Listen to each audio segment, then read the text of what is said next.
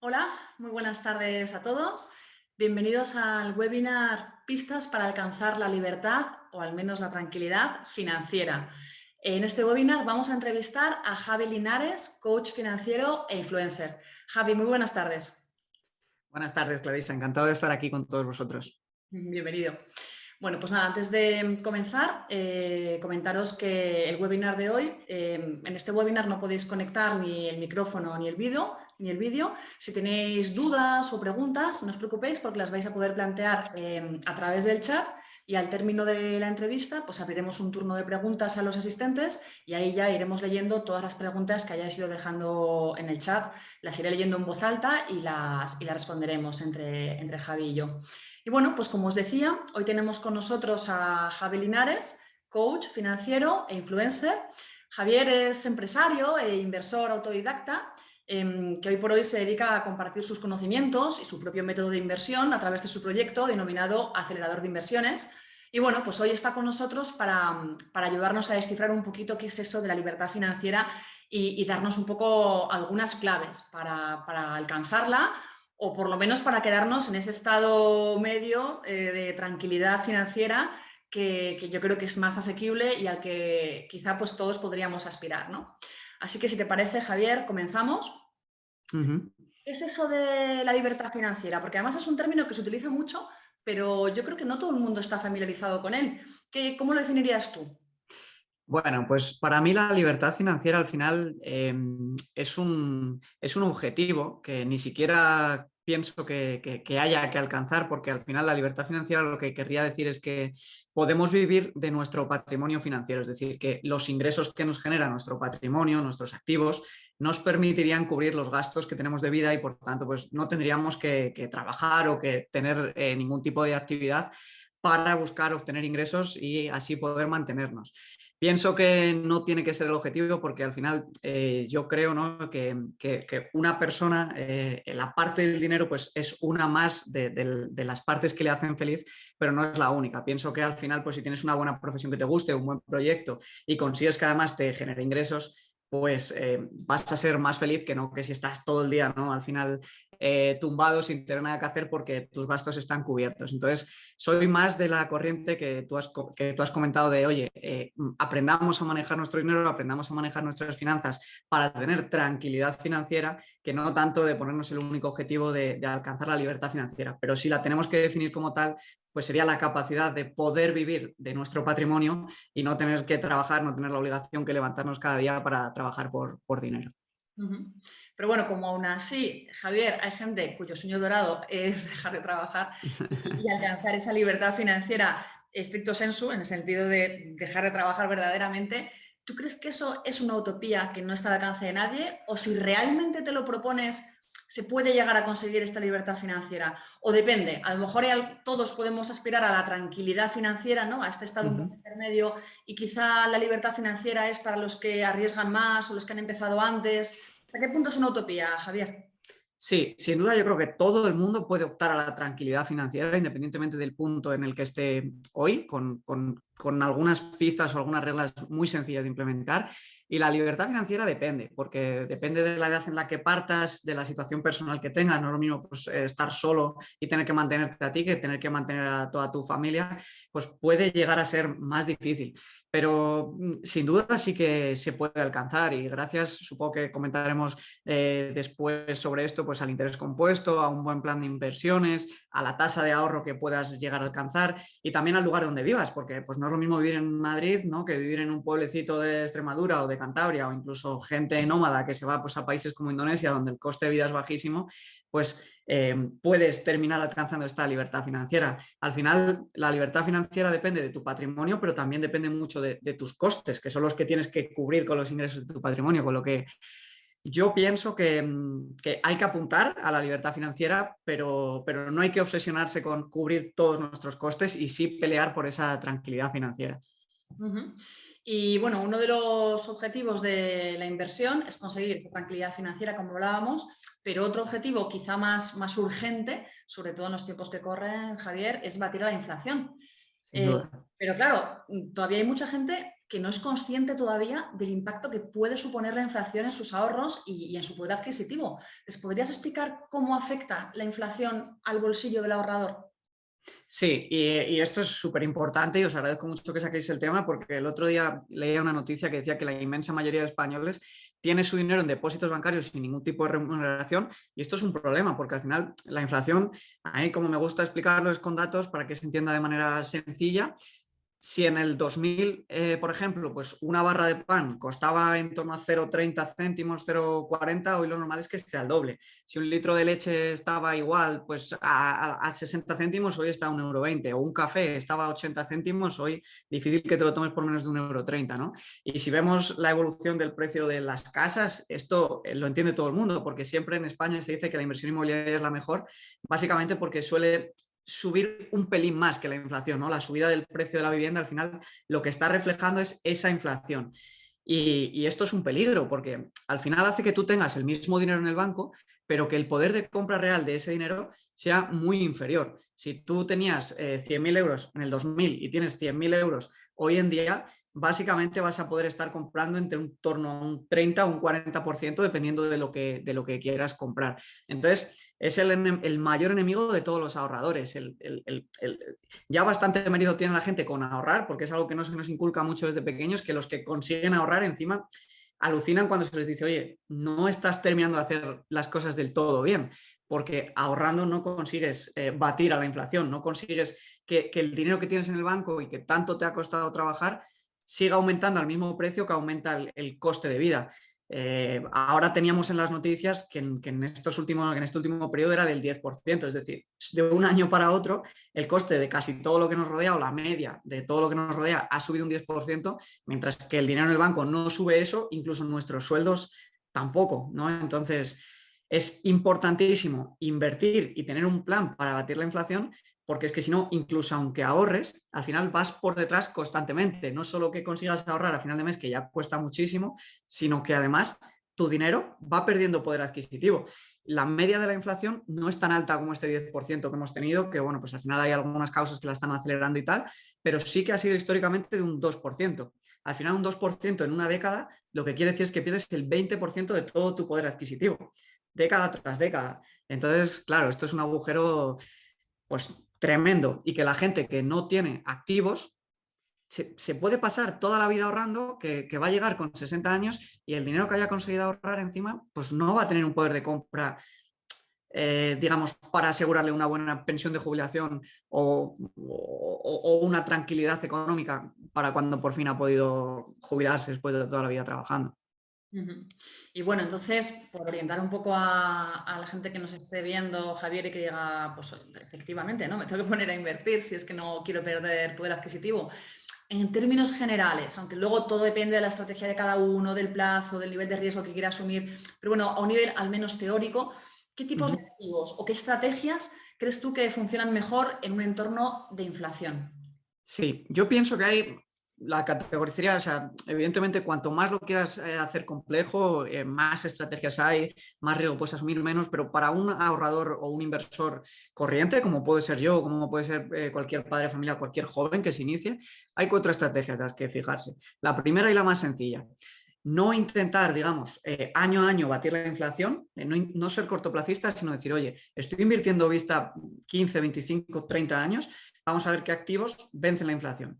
El mejor, sin duda, son las acciones. Y yo siempre recomiendo hacerlo a través de fondos indexados, porque escoger acciones cuando uno no es economista, no es empresario, no tiene todo el día para destinarse a estudiar las compañías, ¿no? Y lo que hay detrás es muy difícil. Y los fondos indexados al final te permiten invertir, por ejemplo, en las 500 empresas más grandes de Estados Unidos o las 2.000 empresas más grandes de todos los países desarrollados y automáticamente ese ranking, según el valor bursátil de cada uno, según el tamaño, se va ordenando y entonces tú te aseguras siempre invertir en las 2.000 empresas más grandes de los países desarrollados, por ejemplo, y ha demostrado en periodos de 20 años crecer a un ritmo del 10% anual. La inflación, como decimos, la media es el 2%. Entonces, estás batiendo la inflación 5 veces prácticamente. Estás sacando un 8% extra de rentabilidad. Esto es una pasada. Este 10% anual, en invirtiendo 300 euros al mes durante 30-35 años, te asegura acumular un millón de euros gracias al interés compuesto. En cambio, como decíamos, si te mantienes ahorrando, simplemente cada 10 años pierdes un 20% de tu valor. Entonces, la manera más sencilla de todas, y yo siempre la que recomiendo, es invertir a largo plazo en buenos fondos indexados sin comisiones. Si decimos, oye, ¿cuáles son los activos que mejor se comportan ante una inminente inflación? Entonces, habría que ir a las materias primas y a las commodities, que son pues el petróleo, los granos de arroz, los metales preciosos. En definitiva, las materias primas que se consumen y que son las primeras en dispararse y que luego generan que todo lo que nos rodea, que todo lo que se utiliza con estas materias primas para construir o para producir alimentos, pues se dispare. Pero esta estrategia, en mi opinión, no merece la pena y es muy complicada porque generalmente suele subir mucho antes de que la inflación ya sea pública y notoria. Y igual que se dispara muchísimo, luego cae en picado rápidamente cuando la inflación ya empieza a desaparecer. Entonces te exige que estés muy encima del mercado y te exige que seas capaz de anticipar lo que va a hacer el mercado, algo que es prácticamente imposible para el común de los mortales. A mí, sinceramente, no se me ocurre intentarlo. La tercera estrategia que mucha gente hace cuando sobre todo ya tiene patrimonios más grandes que tiene que diversificar es invertir en oro o en metales preciosos. El oro, al final, históricamente, no es que se haya revalorizado, lo único que ha hecho es mantener el poder adquisitivo, ¿vale? Lo que pasa es que la inflación lo que hace es que las monedas, el euro, el dólar, cada vez tengan menos poder de compra, como explicábamos antes, cada vez las cosas cuestan más comparándolas con los dólares o los euros, pero si las comparamos con el oro, por ejemplo, el oro ha mantenido su poder adquisitivo. Y finalmente, la cuarta estrategia, que es una muy buena opción y sí que está más al alcance de los ahorradores, es la estrategia de invertir en inmuebles apalancándose y utilizando las hipotecas a tipo fijo, que además vosotros tenéis muy buena oferta. Entonces, esto al final lo que quiere decir es que tú compras un piso, no das el valor total, no te descapitalizas, no lo pagas de golpe, das un 20 o un 30% del valor y el resto lo hipotecas. Y lo hipotecas a 20 o 30 años, aprovechándote una hipoteca tipo fijo, ahora que los tipos están históricamente a un nivel bajísimo del 1,5, del 1, del 2%, y te aseguras que durante los próximos 30 años la cuota de tu hipoteca solo va a tener como intereses este 1,5% que está por debajo de la media de inflación. Entonces, si en periodos como los de ahora la inflación está al 10% y tu hipoteca está al 1,5%, entonces le estás sacando ese arbitraje, esa ganancia a tu hipoteca. Entonces, esta es una estrategia que también es muy buena a largo plazo porque al final los inmuebles, pues el terreno que hay para construir, la tasa de velocidad con la que se puede generar nuevas viviendas es limitada. Y entonces todos los bienes que son limitados en general suelen comportarse muy bien ante la inflación y suelen subir su precio y suelen mantener el valor que tienen. Entonces, estas cuatro estrategias son las bases. Yo personalmente pienso que la más fácil de aplicar es la primera, invertir a largo plazo en acciones, en un fondo indexado. Y oye, estoy seguro que en 20 años vas a batir de sobra a la inflación. Bueno, un apunte, Javier, no sé si estarás de acuerdo conmigo, es que en este último cuarto tipo de activo del que hablabas, ¿no? El real estate, la inversión inmobiliaria, los inversores particulares tienen otras opciones, además de lo que es comprarse un piso, que es, por ejemplo, el crowdfunding inmobiliario. El crowdfunding inmobiliario, bueno, como sabes, permite invertir en grandes proyectos inmobiliarios, en edificios y demás, pero desde cantidades muy, muy pequeñitas, incluso desde 500 euros, con lo cual ese dinero que a lo mejor dentro de una cartera de inversión el particular quiera dedicar a la inversión inmobiliaria, pues lo puede diversificar en diferentes proyectos inmobiliarios, siendo copropietarios de esos trocitos, ¿no? De edificios, de promociones urbanísticas o inmobiliarias, y es también otra manera de invertir en real estate, pero sin tener que estar buscando un piso que igual es poner todos los huevos en la misma cesta, ¿no? O sea, tiene sus pros y sus contras, Sí.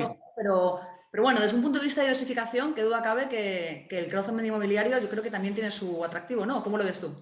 A mí me parece una opción súper interesante. Al final, pues el desarrollo de la tecnología está permitiendo este tipo de inversión y es muy buena idea porque te permite no solo invertir en proyectos en tu ciudad, en inmuebles en tu ciudad, sino en otras ciudades, incluso en otros países. Y aparte del crowdfunding inmobiliario, que es una idea muy buena, si lo puedes hacer, también ofrecéis vosotros los REITs, que son como las SOCIMIs españolas, pero fondos de inversión destinados a inmuebles. ¿Y qué te permiten los REITs o el crowdfunding inmobiliario? Pues oye, no tener que descapitalizarte y dar la entrada, porque aunque sea un 20 o un 30%, si es un piso de 200.000 euros, ya tienes que dar 40 o 50.000 euros.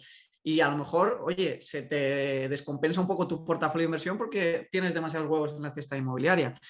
Pero además, invirtiendo en REITs, por ejemplo, también hay REITs como los fondos indexados que te permiten invertir literalmente en los mejores inmuebles de todo el mundo, elegidos por expertos inmobiliarios, y le dan de peso a cada país en función del peso que representa en el mundo entero. Hay REITs en España, hay REITs en Estados Unidos y hay REITs de países desarrollados. Entonces, sin duda, el crowdfunding inmobiliario y los REITs, yo pienso que para el pequeño ahorrador son la mejor opción de meterse en el sector inmobiliario sin, como tú dices bien, tener que descapitalizarte, tener que coger la hipoteca, tener que acoger la llamada del inquilino a las 11 de la noche porque se le haya roto la caldera, ¿no? Entonces, me alegro mucho que lo hayas comentado porque a mí se me había pasado y sin duda es una gran opción. Bueno, a ver, todo tiene sus pros y sus contras, ¿eh? Yo creo que no hay nada mejor ni peor, pero bueno, siempre es bueno que el inversor particular pues sepa todas las herramientas que tiene sobre la mesa, porque, bueno, pues a lo mejor si lo único que busca es diversificar gracias a los activos inmobiliarios, pues es verdad que tiene fondos de REITs o tiene crowdfunding inmobiliario, o a lo mejor no, igual quiere tener una propiedad porque le gusta tener un activo inmobiliario en propiedad y entonces, bueno, pues ahí sí puede comprarse un piso. Pero bueno, que su abanico de opciones hoy por hoy es más amplio de lo que era hace unos años, porque cada vez hay más instrumentos abiertos a las posibilidades del cliente particular, que antes solamente los tenían los clientes de banca privada, pero cada vez están más disponibles para el ciudadano a pie, ¿no? Bueno, volviendo al tema de la libertad financiera, que es el tema principal de este webinar, pues uno de los secretos del éxito para alcanzar esa libertad financiera, Javier, es empezar a invertir cuanto antes, poner tu dinero a Sin trabajar duda. cuanto antes para disfrutar de las bondades del interés compuesto. ¿Podrías explicar en qué consiste este concepto del interés compuesto y de qué modo puede un inversor beneficiarse de él? Sí, al final el interés compuesto lo que quiere decir es que la revalorización que tú obtienes no es sobre el dinero inicial que tú has invertido, sino sobre el dinero, sino sobre la revalorización constante que tu patrimonio va haciendo. ¿Qué quiere decir esto? ¿No? Pues que si tú, por ejemplo, inviertes 100 euros, el 10% del primer año, ¿no? Por volver al ejemplo de la rentabilidad de los fondos indexados, esto recordad siempre que es anualizado, es un 10% porque es la media, hay años que a lo mejor es un más 20 y otros que es un menos 5, pero la media es el 10, pues el 10% de 100 es 110, pero el 10% de 110 ya es 121 y el 10% 133 y así hasta que, por ejemplo, el año 10, tu valor después de este 10% anual es 235 euros. Entonces, el 10% en el año 11 sería sobre 235, es decir, sería más de 23 euros, es decir, el doble que el inicial. Esto al final es lo que te permite, con el ejemplo que puse antes de invirtiendo 300 euros al mes durante 35 años, que acumules 1.000.000 mientras que tú solo has aportado 300.000. Es decir, que más de la mayoría de tu patrimonio venga gracias a la revalorización y a los intereses. Por eso es muy importante, como tú decías, de cara a la libertad financiera, empezar cuanto antes y aportar todo lo que puedas cuanto antes, porque así dejarás más años para que este interés compuesto pueda aplicar de una manera pues, mucho mayor, porque el 10% cada vez va a ser infinitamente mayor. Entonces, sin duda, sin duda, sin duda, uno de los grandes ingredientes para acumular grandes patrimonios pues, es empezar cuanto antes, porque por poquito que puedas empezar, podrás acumular mucho. Bueno, hablamos de interés compuesto, que no deja de ser un concepto y un concepto que está muy ligado a las ventajas de invertir de cara al largo plazo. Pero una cosa que nos preguntan mucho, Javier, no sé si te lo preguntan a ti también, es cómo invertir en algo que te dé el interés compuesto, ¿no? Porque yo creo que también hay gente que es consciente de que el interés compuesto es algo muy positivo, pero piensan que hay productos o inversiones que son específicas para conseguir este interés compuesto. Y eso no es exactamente así. O sea, en realidad el interés compuesto es un efecto bola de nieve que se produce con prácticamente casi cualquier cosa en la que inviertas, ¿no? O sea, no hay inversiones específicas para beneficiarse del interés compuesto. Casi todas, ¿no? Desde invertir en renta variable hasta fondos de renta fija o cualquier cosa que Sí. va a producir ese interés compuesto. Salvo, no sé, ejemplos muy, no sé, igual compras un bono calculado con un interés simple y entonces en ese caso no, pero la inmensa mayoría de los casos, ¿verdad, Javier? O sea, no hay, Sí. es que nos lo preguntan mucho, esto que te digo, lo de ¿cómo invierto para conseguir el interés compuesto? Sí, a mí es verdad que en el canal también me llega mucho esta pregunta y al principio me parecía como muy lógica, pero es verdad que igual cuando empiezas, pues claro, no es tan lógica. Cuando, por ejemplo, inviertes en los fondos, ya sean de renta fija, ya sean indexados o incluso en acciones, al final lo que ocurre es que tú compras una participación. Entonces, cuando calculamos la media de la rentabilidad y decimos este 10%, Lo único que ocurre es simplemente que el valor de tu participación se va revalorizando este 10%, ¿de acuerdo? Cada año, de media. Entonces, pues lo que se revaloriza es tu participación, no tienes que hacer absolutamente nada. Y simplemente nombramos esto como interés compuesto porque lo que ocurriría, como puedes romper el interés compuesto, es si dices tú al segundo año que te ha subido este 10%, retiras ese 10% inicial y te lo gastas en ir a cenar o en tu viaje y entonces vuelve a tener el valor de tu participación 100 en vez de 110. No sé si me estoy explicando bien, pero es tan sencillo como esto, dejar acumular la revalorización de tus inversiones. ¿Qué pasa con la inversión en dividendos? Que a mí no me gusta mucho por esto. Porque cuando tú inviertes en una empresa que está repartiendo dividendos, al final lo que esta empresa está haciendo es coger parte del beneficio que tiene y dárselo a sus accionistas. Y tú en España, cuando recibes dividendos, tienes que pagar impuestos sobre ellos, un 20%. Entonces, ¿qué pasa? Que si además no reinviertes esos dividendos, sino que te los gastas, estás ahí rompiendo un poco el interés compuesto.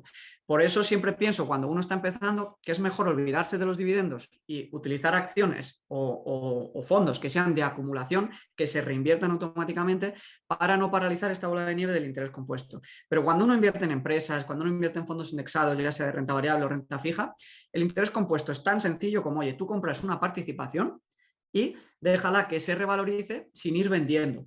Porque si vendes el porcentaje que se te ha revalorizado, entonces ya no estarías obteniendo este interés compuesto.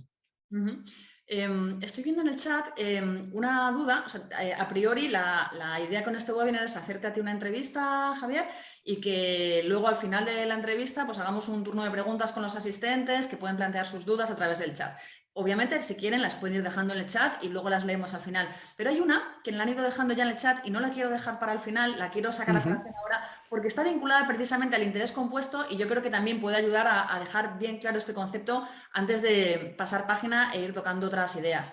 Y es que uno de los asistentes, de los asistentes comenta que, claro, que el interés compuesto estamos dando por hecho, y es verdad, cuando hablamos de ello, tendemos un poco a hablar de ello como si siempre fuera positivo. Es ese peligro de utilizar la expresión interés compuesto, porque no siempre no lo estamos aplicando solo a cuando cobras literalmente un interés, estamos aplicando ese concepto también a cuando se produce una revalorización. De hecho, cuando invertimos en bolsa no cobras intereses, lo que se produce es una revalorización de los activos. Y como muy bien apunta esta persona, esta asistente, dice, bueno, esto se puede dar a la inversa también, ¿no? O sea, tú, igual que cuando inviertes en bolsa, aquello puede subir como puede bajar, y si baja no hay bola de nieve que se precie, ¿no? ¿Qué sucede? Bueno, pues que aquí estamos hablando siempre de cara al largo plazo. Es decir, el interés compuesto es un concepto que muestra cómo de beneficioso es invertir de cara al largo plazo, porque cuanto más tiempo pasa, más rápido crecen tus ahorros. No solamente crecen, sino que cada vez lo hacen más rápido. Obviamente, por el camino puede haber oscilaciones, puede haber caídas, puede haber subidas, dependiendo del tipo de activo que hayas escogido, esas oscilaciones serán más o menos pronunciadas. Ya sabemos que la bolsa tiene oscilaciones más pronunciadas, pero su potencial alcista es mayor, y que la renta fija suele tener, bueno, los tiempos que corren no son muy buenos para la renta fija actualmente. Bueno, en general, en teoría, las oscilaciones son más pequeñas, es un activo más tranquilo, pero su potencial alcista es menor. Ahora bien, de cara al largo plazo, lo normal es que todo suba a largo plazo, la bolsa y en general pues casi todas las clases de activos. Y entonces es esa inversión sistemática que hemos ido haciendo desde hace mucho tiempo la que nos produce ese efecto bola de nieve, que insisto, esto no quita para que haya por supuesto caídas en el corto y entonces pues no se produce ese 100, 110, ¿verdad, Javier? Pero bueno, exacto. Estamos, o sea, sobre todo es un concepto que lo tenéis que entender desde una perspectiva teórica. Para que entendáis que cuanto más años por delante tengan vuestros ahorros para crecer, más rápido van a conseguir hacerlo. Así que es una forma de entender que el largo plazo es muy beneficioso. Y una cosa más que dice este asistente es que puedes perder mucho más de lo invertido. Ahí no. Ahí, por mucho que caiga una inversión, a menos que estés recurriendo a ciertos productos apalancados o lo que sea, lo normal es que si inviertes pierdas como mucho lo que has invertido, e incluso en bolsa eso es realmente complicado.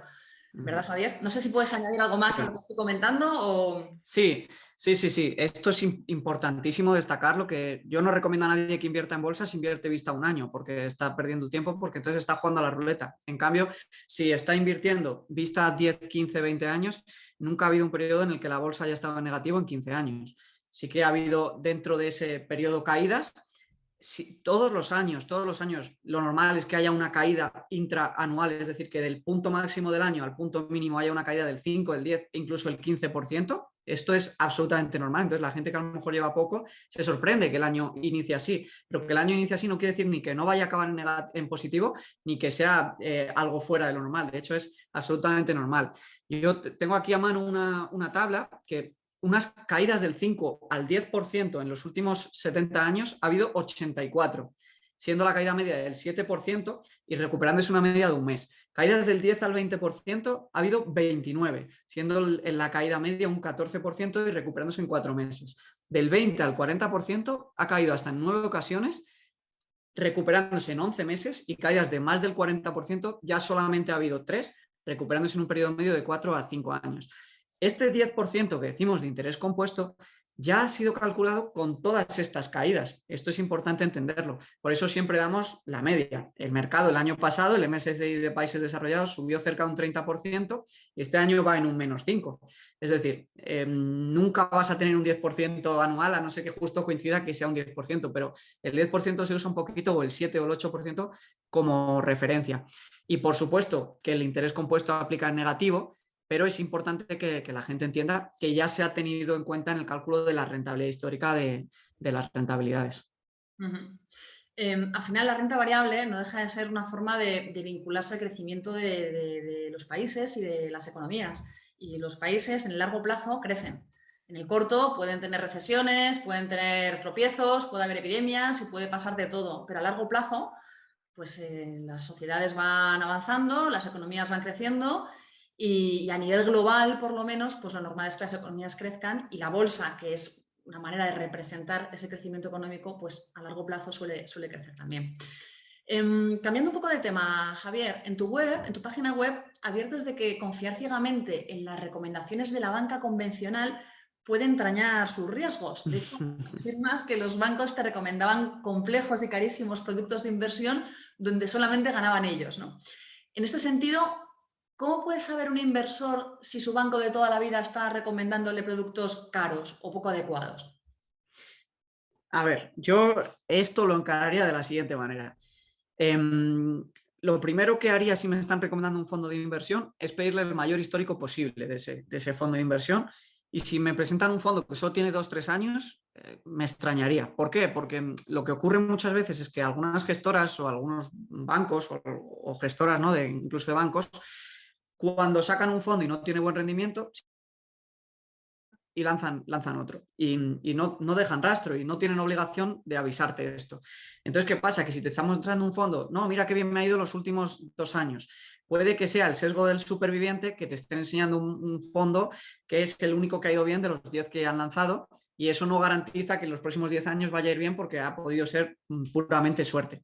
Entonces, lo primero siempre es intentar entender la historia de ese fondo, quién hay detrás y la rentabilidad histórica que ha tenido. Asústate si tiene poco tiempo, porque puede que pase esto.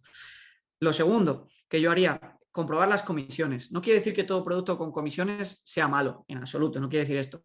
Pero es posible que no sea mejor que alguno de los fondos indexados o de los servicios de robo-advisors que hay por muchas menos comisiones. Entonces, esto es importante entenderlo.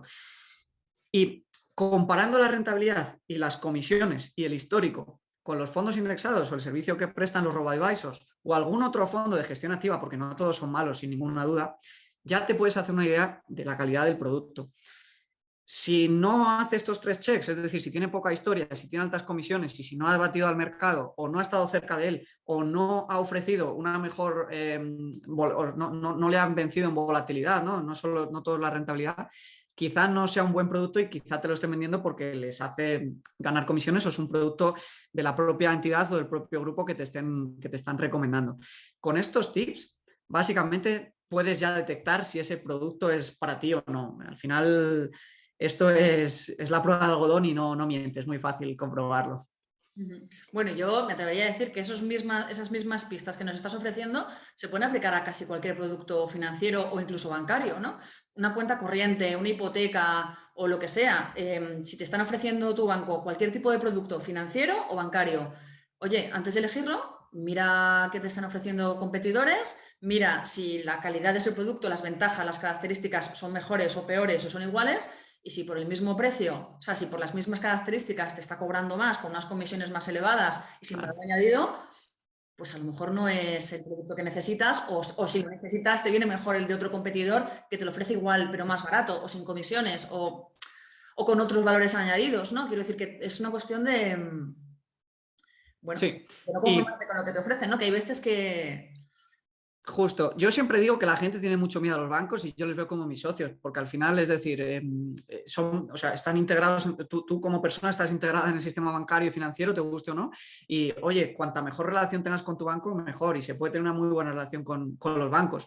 Y tú eres un cliente suyo y no les tienes que ver ni con miedo ni nada, es decir, y con las hipotecas pasa esto también. La decisión una de las 3 decisiones más importantes financieras de la vida de alguien suele ser la hipoteca y no comparan, no le echan tiempo porque están tan agobiados con la compra de su vivienda que apenas tienen tiempo para buscar una buena hipoteca. Vosotros, por ejemplo, ofrecéis muy buenas condiciones en las hipotecas y con el tema de la subrogación, yo animo a todo el mundo a que, oye, que vea las condiciones que tiene actualmente en su hipoteca y vea si hay algún banco que se las puede mejorar. Por ejemplo, pues ya sea vosotros, porque ahora con la ley que hay, pues una persona tiene derecho a cambiar la hipoteca de su entidad a otra y mejorar y a lo mejor te ahorras 15 o 20.000 euros a lo largo de 15 años por tomar una decisión, por 4 correos y 10 horas de tu vida, ¿no? Entonces, es importante también, evidentemente, comparar. Y, por ejemplo, cuando hablábamos también del tema del interés compuesto negativo que hablábamos antes, el interés compuesto negativo que siempre vas a tener sí o sí es con la inflación, el menos 2% de media anual. Ahora mismo es imposible que ningún banco te ofrezca este 2%, pero bueno, vosotros ofrecéis un 1% anual hasta 15.000 euros. Pues no está mal. Asegúrate que en vez de ese 2% de inflación solo te afecta el 1% a tu dinerito del fondo de emergencias que tengas en liquidez. Entonces, sin duda, oye, aprovechaos de los bancos, de los productos que os ofrezcan y coged o sea, coged de aquellos que os ofrezcan mejor producto en un área o en otra, pues id a por él. Ujú. No, no, si es que además es curioso porque yo creo que todos tenemos el ojo hecho a comparar billetes de avión, por ejemplo, qué aerolínea me puedo coger el billete más barato o te vas al supermercado y comparas las distintas marcas de leche, de no sé qué, de no sé cuántos y te ahorras unos céntimos por aquí o por allá y empleas ese tiempo, ¿no? Es que me ha venido la idea a la cabeza oyéndote decirlo de, oye, pues unas horas de tu vida. Es que empleamos todas esas horas y muchas más en otros temas, que está muy bien también, ahorrar por otros lados, y sin embargo no somos conscientes de que en el mundo financiero, si empleásemos también ese esfuerzo, ahorraríamos muchísimo más, pero muchísimo más. Incluso nuestras inversiones serían mucho mejor, ¿no? Si fuéramos capaces también no solamente de buscar productos más baratos, sino productos más rentables, más que fueran capaces de batir al índice o por lo menos que no lo hiciesen peor que el índice, etc. Y yo creo que aquí entra en juego un papel, un concepto muy importante, Javi, que es por el que te quería preguntar yo ahora, que es el tema de la educación financiera. Quizá yo creo que uno de los grandes retos pendientes que tenemos los españoles es mejorar nuestros conocimientos financieros, nuestra educación financiera, porque tenemos niveles todavía reducidos, por lo menos en comparación, según los informes y los estudios, nuestro nivel está por debajo de la media de los países de nuestro entorno. Y quizá por eso pues nos cuesta un poco, ¿no? Lo de que el banco nos haga una propuesta y analizarla bien y compararla con la que nos hacen otros bancos, esa falta de educación financiera nos hace sentir inseguros. Y lo que no sé muy bien, Javier, es ¿a qué crees tú que se debe esta falta de cultura financiera en España? ¿Por qué nuestra cultura financiera es inferior a la de otros países? Sí, a ver, sin duda yo creo, no sé a ciencia cierta si en otros países sí lo tienen, pero sin duda creo que no ayuda el hecho de que ni en las escuelas ni en las universidades se enseñe la base de las finanzas personales y de la inversión, porque al final no es tan compleja. Es decir, luego, claro que si quieres ser el gestor de un fondo de inversión e intentar batir a los índices y tal, es súper complejo y es una labor súper difícil. Pero las bases, que es pues entender cómo funcionan los intereses, qué tipos de deuda hay, cuándo no conviene endeudarse, cómo crear tu fondo de emergencia, cómo invertir, qué son los fondos indexados. Esto es fácil y en 20 horas cualquier persona tiene la base necesaria para no cometer al menos errores financieros en su vida. Pienso que o sea, el problema viene de base, evidentemente, y viene en la educación, porque al final no podemos dejar a las familias con esta obligación. Ojalá que sí, yo por supuesto que el día que tengan hijos a mis hijos se lo enseñaré, pero no todo el mundo tiene la suerte a lo mejor de que los padres ya la hayan aprendido, por tanto pienso que la educación tendría que estar presente en las escuelas. Y si me preguntas el porqué de qué ocurre esto, yo pienso que... pienso que el hablar de dinero es cliché en general. Dentro incluso de las familias muchas veces parece que es de mal gusto decir cuánto ganas, cuánto cobras, cuando también el poder comparar sueldos te permite saber si estás si te están pagando bien, si te están remunerando bien, si a lo mejor te tienes que plantear otra carrera profesional y pienso que cuanto más pública sea la información de salarios y de carreras profesionales, mejor. Y pienso que es por un poco una mentalidad de como que, oye, el dinero no da la felicidad, ¿no? Y entonces, cuanto menos hablemos de dinero, mejor, porque te puede llevar a ser infeliz, ¿no? Hay cierta negatividad respecto al dinero. Y yo siempre digo que es absolutamente cierto que el dinero no da la felicidad, pero la falta de él sí que te puede generar estrés y sí que te puede generar ansiedad y sí que te puede llevar a ser infeliz, ¿no? Entonces, es importantísimo que todo el mundo tenga esta base de 15, 20 horas de educación financiera para que efectivamente el dinero no le dé la infelicidad y se pueda centrar en su vida en todas las cosas que sí que le van a hacer ser feliz sin ese estrés económico, porque al final la realidad es que yo me acuerdo hace un año, lo comentaba con mi pareja, íbamos pasando por un paseo marítimo de una playa y el 50 o el 60% de las conversaciones de pareja o de la gente eran con temas relacionados de dinero, cuando te ponías a cotillar un poco. Y es como, joder, parece que es cliché y que no se debe hablar mucho de dinero y que no nos debemos de centrar en él para ponerlo un poquito bajo control, pero luego la inmensa mayoría de problemas vienen relacionados con el dinero. Yo tengo una clase gratuita sobre inversiones en la web y una de las estadísticas que saco es que un 30% de los divorcios son por problemas económicos dentro de la pareja, sobre discrepancias de cómo gestionar el dinero o sobre problemas relacionados con el dinero como tal. Ostras, que un 30% de las parejas se tenga que separar por esto, creo que hace que merezca la pena que se dé esta educación financiera y se fomente un poquito en las escuelas y en general en otros ámbitos de la vida. Uh-huh. Bueno, y tú como coach financiero cuentas con tu propio método para ayudar a la gente a sacar el máximo provecho de sus ahorros, pero más allá de este método, ¿qué opciones tiene el inversor de a pie para mejorar su cultura financiera? Pues mira, en mi opinión, hay que seguir varias fases y que es muy fácil de explicar. Es decir, en mi programa yo animo a todo el mundo que entre, pero no hace falta entrar para poner las finanzas bajo control. Tienen que hacer lo siguiente y es muy sencillo. Punto número 1. Crear un colchón de emergencia de 3 a 6 meses de lo que tú gastes en un mes. ¿Por qué? Para estar tranquilo, para que si viene un problema en tu vida no tengas que recurrir a deuda de préstamos personales que tienen unos intereses altísimos y que te va a hacer muy difícil ahorrar y mucho menos invertir. Entonces, primer objetivo financiero de todo el mundo, un colchoncito de emergencia de 3 a 6 meses. Intentar tenerlo en una cuenta remunerada al máximo interés posible para que no te lo coma la inflación. Punto número 2. Eliminar toda la deuda que tenga un interés al 4, 5 o 6%. ¿Por qué? Porque lo que hablábamos del interés compuesto, la deuda negativa, la deuda de 4, 5, 6%, te genera ese interés compuesto negativo. Y no tiene sentido que te lances a invertir si tienes este tipo de deuda. Entonces, la única deuda que alguien debería tener es su hipoteca, porque es interés bajito, porque te permite acceso a tu vivienda. Bueno, lo entiendo, no es posible hoy comprar sin hipoteca y no pasa nada porque es hasta un arbitraje contra la inflación, está bien.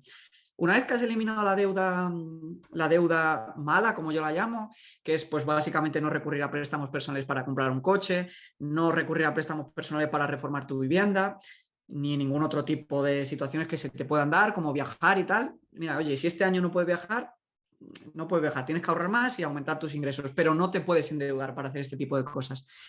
Lo siguiente es, ya, una vez que tienes tu fondo de emergencia y que no tienes deuda de interés alto, deuda de interés personal, empezar a invertir. Y para empezar a invertir no hay que ser un gran empresario, un gran inversor, ni graduado en matemáticas o en finanzas. Lo único que necesitas es entender bien tu perfil de riesgo, que no es fácil, eso es verdad, pero para eso tienes que formarte, ver seminarios como este, ver vídeos de YouTube, leer libros de finanzas personales, etcétera, etcétera, y saber ponerte en la situación de crear una cartera de inversión. Generalmente, si eliges 100% renta variable, el objetivo a largo plazo es obtener de un 7 o un 10% de rentabilidad, pero, como te decía antes, en los últimos 100 años ha habido 3 veces que la cartera ha caído un 40%. ¿Vas a ser capaz de ver esa caída del 40% y no vender? Si la respuesta es que sí, entonces perfecto, puedes estar en acciones y en renta variable. El segundo requisito, yo diría, es invertir mínimo a 10 años vista para que la volatilidad no te afecte y que en periodos de 10-15 años te asegures acabar en positivo. Si quieres reducir la volatilidad, pues oye, meter un porcentaje de renta fija, combinar fondos indexados de renta variable con fondos indexados de renta fija. Una cartera 60-40 es la histórica, la que mayor consenso hay de que es la más equilibrada. Te baja un poquito la rentabilidad, ya no vas a tener este 10, a lo mejor tienes un 5-6%, pero los peores años de una cartera 60-40 ha sido de una caída del 20% solo. Es mucho más tolerable para la mayoría de la población ver caer solo sus ahorros este 20%. Cuanto más porcentaje de renta fija, generalmente, menos rentabilidad, menos volatilidad y más conservadora es. Entonces, escoger bien tu perfil de riesgo, porque el primer secreto para ganar invirtiendo es invertir joven, invertir con un buen producto, y lo siguiente es no vender cuando haya caídas, porque si vendes cuando hay caídas ya recuperarse es muy, muy difícil.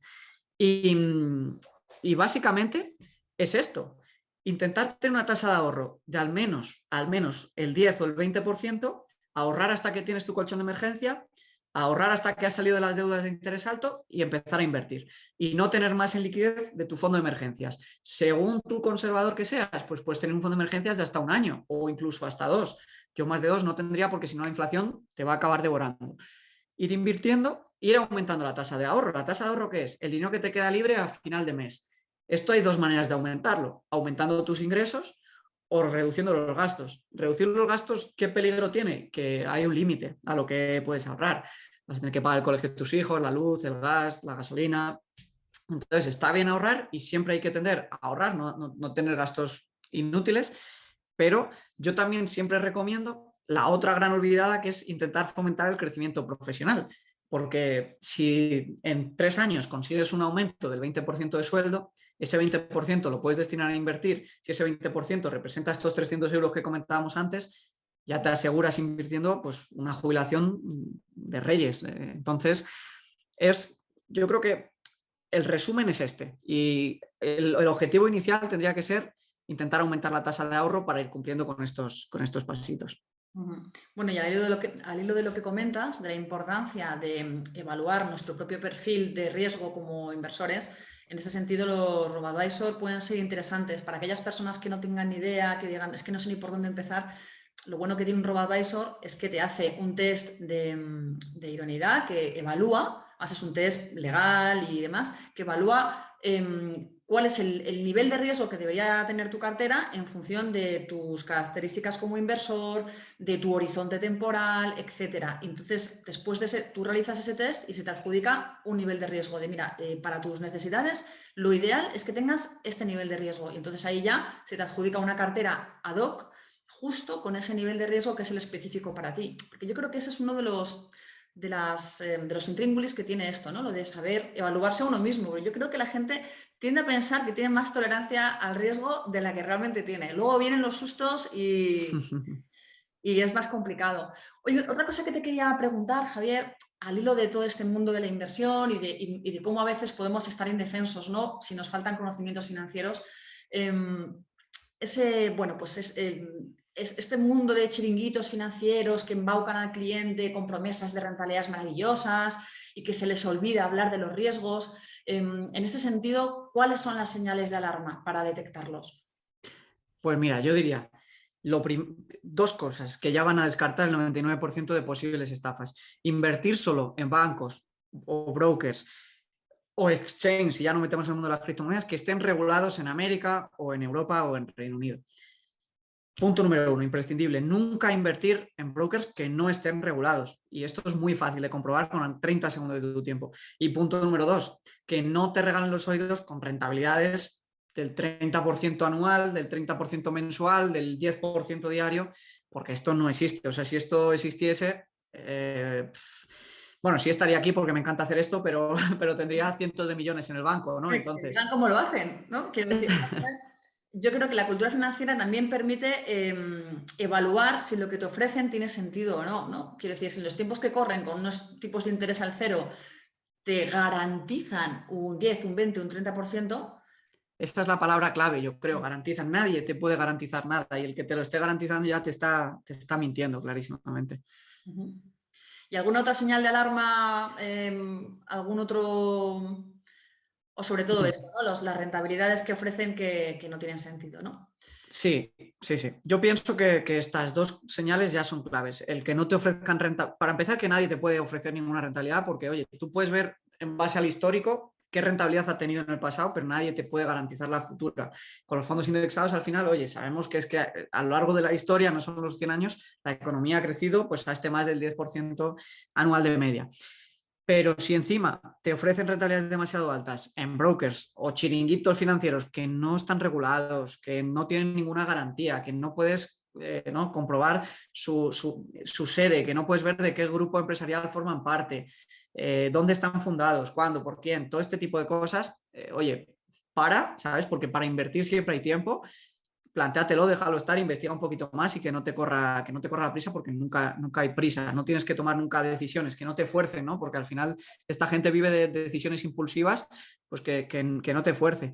Luego, por supuesto, otra señal es cómo tienes que bancar esa inversión, es decir, si te piden pagos en criptomonedas, si te piden que lo envíes a cuentas en el extranjero que ya te suenen raras, pues oye, desconfía y mejor descártalo o pregunta a algún experto, escribe a algún influencer, escribe a tu banco de confianza y que te echen una mano a analizar qué es lo que te están intentando vender. Pura sensatez al final, ¿verdad, Javier? Sí, esto tiene mucho más de sensatez de lo que parece. En tu página web comentas que sin planes de inversión individuales, la mayoría de la población tendrá muchos problemas cuando llegue la hora de jubilarse. Sin embargo, hay quienes piensan que podrán vivir de la pensión del Estado cuando se jubilen. ¿Crees que pecan de optimistas? Yo a todo el mundo que me pregunta por el tema de las pensiones, siempre les digo dos cosas. En primer lugar, ojalá que la tengas y que sea lo más alta posible. Y en segundo lugar, escucha los datos que te puedo ofrecer. Cuando se creó el sistema público de pensiones, habían 20 trabajadores por cada pensionista. Hoy en día no hay ni siquiera ni 3 ni 4 trabajadores por cada pensionista, es decir, se ha reducido entre 5. Por irnos ya a datos más recientes, en 2007 la partida presupuestaria destinada a pagar las pensiones en España era del 30% sobre el total del presupuesto. Hoy ya es del 40%, apenas 15 años después, y se estima que para final de esta década, antes de 2030, será del 50%. Todo esto cuando encima tenemos un 50% de paro juvenil, que es decir, que la mitad de jóvenes están en el paro, el sueldo medio ha bajado, es más alto la pensión media que el sueldo medio de los nuevos jóvenes, y no es verdad que haya una hucha de pensiones. El dinero de las pensiones de la gente que está hoy jubilada se paga con la gente que está hoy trabajando. Entonces, que me expliquen a mí cómo es esto sostenible si no hay grandes cambios. Entonces, no es tan fácil como coger e imprimir dinero para pagar las pensiones, porque esto llevaría a una inflación disparada, al colapso de la economía. Bueno, aparte que no podemos porque es el Banco Central Europeo el que se encarga de eso, con lo cual ni siquiera Totalmente. sería una en Entonces, cualquier caso. yo pienso que en algo tan importante que es. Porque además, es muy gracioso, porque cuando se crearon las pensiones, la gente se jubilaba a los 65 y se moría a los 70. Entonces estaban diseñadas para que la gente disfrutase de su pensión 5 años. Ahora la esperanza media de vida en España está cerca de los 90 años, ¿no? Entonces, yo no voy a entrar en si es justo o no es justo esto para los pensionistas actuales, pero está claro que no, los datos económicos indican que no es sostenible. Entonces, ¿qué podemos hacer? Confiar en lo que nos diga el gobierno de turno o tener un plan B por si acaso las pensiones no están o no son todo lo dignas o no tienen el poder adquisitivo que tienen actualmente, pues oye, no malvivir y depender a lo mejor de nuestros hijos o de la, no sé de qué dependerás, ¿no? Entonces, como te decía, solamente invirtiendo 100 euros, 200, 300, si lo haces desde que tienes 20, 25 años, con el interés compuesto vas a acumular un dineral. Si eres un poquito más mayor, pues tocará invertir un poquito más porque el interés compuesto no está tan de tu lado. Yo personalmente pienso que el 10% del dinero de lo que uno genera debe de ir destinado a acumular, gracias a la inversión, no al ahorro, sino a la inversión, un posible fondo para cuando llegue nuestro momento de jubilarnos, que tengamos este plan B para no depender del Estado. Pero que ya ni siquiera el debate, en mi opinión, es si vamos a tener pensiones de jubilación. porque a lo mejor dicen, oye, sí, te vas a jubilar, pero a los 75 años. Ostras, pues yo quiero disfrutar de mis nietos o de mis hijos cuando aún tengo energía y no estar trabajando hasta los 75. ¿Qué pasa? Que si te lanzas a invertir, y esto, hay mucha gente que me dice, tengo 55 años, y digo, pues lo siento mucho, tienes que invertir mucho o tienes que aumentar mucho tu tasa de ahorro para lograr este objetivo. Pero si te pilla joven, con 30, con 40, lo que tienes que hacer es invertir lo máximo posible, porque yo tengo en mi web una calculadora de interés compuesto para que pongas cuánto puedes ahorrar cada mes y al tipo de interés anual que lo puedes conseguir, que es del 7 al 10% con indexados, y te simula la cantidad que acumularías y te dice la cantidad que tú has aportado y la cantidad que se ha revalorizado, ¿no? Entonces animo a todo el mundo a que vaya ahí y se ponga a jugar, porque se va a dar cuenta que no hace falta tantísimo dinero para acumular 200, 300, 400.000 euros que te van a asegurar una muy buena pensión alternativa a la del Estado. Porque al final, si eres capaz de acumular 300.000 euros poquito a poco gracias al interés compuesto, existe lo que se llama la regla del 4%, que es que con una cartera de fondos indexados buena, según los estudios de los últimos 100 años de bolsa, podrías retirar cada año el 4% de ese dinero, venderlo y pagártelo a ti, y no se acabaría nunca tu cantidad invertida, porque más o menos lo que restas, por lo que se va revalorizando, se mantiene más o menos estable. Y este 4%, por ejemplo, de 300.000 euros, sería 12.000 euros al año, serían 1.000 euros adicionales. De 400.000, pues ya serían 16.000. De 500.000 serían 20.000. ¿no? Entonces, evidentemente, cuanto más puedes ahorrar es porque más ganas y quizá más gastos tengan, entonces más necesitas acumular. Si ganas poquito, la cantidad que necesitas para suplirlo también es menor. Entonces, yo lo que animo a todo el mundo de verdad es que se forme estas 20 horitas en finanzas personales, cree su plan de inversión, ya sea a través de los robo-advisors, ya sea a través de su plan de fondos propio, y se marque objetivos e intente cumplirlos mes a mes, porque no hace falta tanto dinero mensual y la diferencia entre hacerlo y no hacerlo es, pero enorme. Además, uno de los trucos que casi nadie tiene en cuenta es que cuando uno se pone como objetivo ahorrar y se pone como objetivo invertir, cambia su forma de mirar el mundo financiero, el mundo del dinero, empieza a tener más motivación muchas veces por prosperar en su trabajo, y a veces solo un ascenso, solo un cambio de sector, un cambio de empresa, te da ese 20% que necesitas para acabar acumulando 1.000.000 de euros invirtiendo 300 euros al mes. Entonces, y si miras esas cantidades, si 1.000.000 lo acumulas con 300 euros al mes, con 150 también estás acumulando un dineral. Es decir, merece la pena. Es el mensaje que yo quiero transmitir, que no es ni tan difícil ni tan complejo y merece mucha la pena. Muy bien, pues nada, pasamos ya a la última pregunta, Javier, y así ya después de esta pregunta abrimos el turno de los asistentes y vamos leyendo las dudas que nos han ido dejando a través del chat, que tenemos ya algunas. Y la última pregunta que te quería hacer es un poco en este contexto que estamos ahora tan complicado, que si de inflación, que si la guerra de Ucrania, etcétera, con todas las turbulencias que están viviendo los mercados, pues claro, muchos inversores se dejan llevar por el pánico y quieren vender, sin tener en cuenta que a lo mejor pueden perderse muy buena parte del rebote, ¿no? Entonces, ¿hasta qué punto es peligroso, en líneas generales, dejarse llevar por las emociones? ¿Y qué consejo darías tú en momentos de turbulencias como la actual? Pues lo primero y más importante es que para ganar dinero invirtiendo hay que pasar mucho tiempo invertido, punto. Y este tiempo invertido va a tener subidas grandes, caídas grandes y periodos en los que ni sube ni baja. Entonces, las inversiones no es un sitio al que ir a divertirte. O sea, al invertir no te tienes que divertir. Cuanto más aburrido sea tu estrategia, mejor te va a funcionar, porque no te va a estresar, no te va a hacer tomar malas decisiones. Los humanos, cuando tomamos malas decisiones es cuando estamos emocionados, para bien o para mal. Entonces, claro, ver fluctuar un 10%, un 20%, un 30%, un 40% tu dinero afecta a las emociones. Entonces, los datos que yo puedo dar es los que hemos dado al principio. Incluso con una caída del 40%, en 4 años más o menos está recuperando y vuelve a marcar máximos. Otro dato importantísimo es que después de las mayores caídas están los días de mayor subida. Entonces, ¿qué pasa? Que si vendes justo después de la mayor caída, te vas a perder ese día de la mayor subida y probablemente entonces tú ya no te recuperes. Entonces, yo siempre digo que la energía uno mismo la tiene que poner en ganar dinero trabajando, porque es donde más además margen tiene para aumentar el dinero que puede ganar. Y una vez que gana el dinero trabajando, tiene que crear su plan de inversión y olvidarse de ese dinero.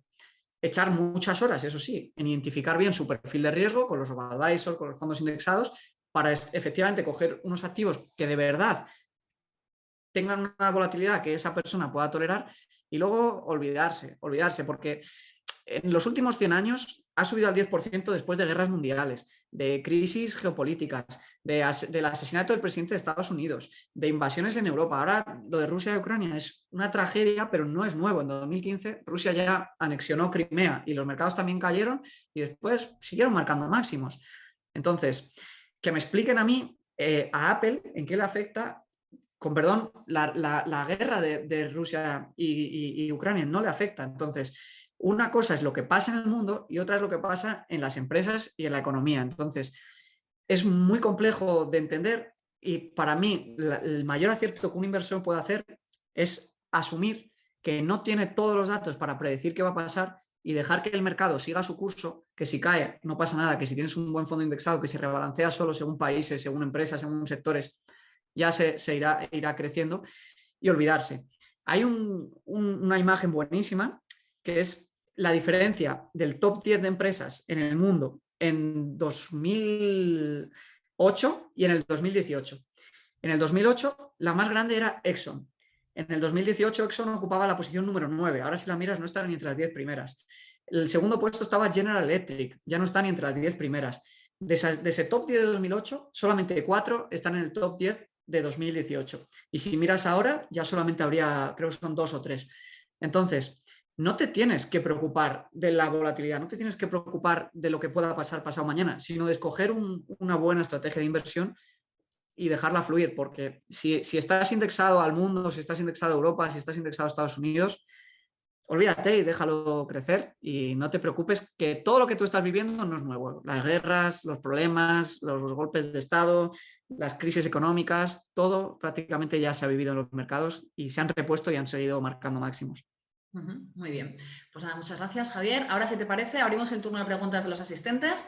Os recuerdo que las podéis ir dejando en el chat y bueno, pues ya nos habéis ido dejando unas cuantas, así que si te parece comenzamos, Javier. Una de las cosas que preguntan es, mi duda es la siguiente, si aportamos mensualmente 300 euros a fondos indexados, ¿a partir de qué cantidad o a partir de qué año estas aportaciones ya no tendrían tanta relevancia debido a que el valor de nuestra cartera va aumentando por el interés compuesto? ¿Hay un punto de Pues ahí? es muy buena y sí que es cierto, porque hay un punto que si dejas de aportar, realmente no va a tener tanta importancia en la cantidad final, pero esto se da ya a los 20, 25, 30 años. Yo ahora mismo de memoria evidentemente no te lo puedo calcular porque es muy difícil, pero te animo a que vayas a javlinares.com y vayas a la calculadora de interés compuesto, porque ahí tengo una tabla, según la cantidad que tú le metas, que te sale por cada año que va pasando, en 30 años, lo que tú has invertido, lo que se ha revalorizado y puedes ver la evolución año a año de esto. Entonces, ahí lo vas a poder ver y puedes hacer tus simulaciones, por ejemplo, poner que vas a mantener tus inversiones durante 30 años, pero solo aportar los 25 primeros o los 20 primeros e ir viendo tú la diferencia de lo que vas acumulando. Y sobre todo en la tabla podrás ver qué parte es de revalorización del 10% y qué parte vas sumando tú con la aportación mensual.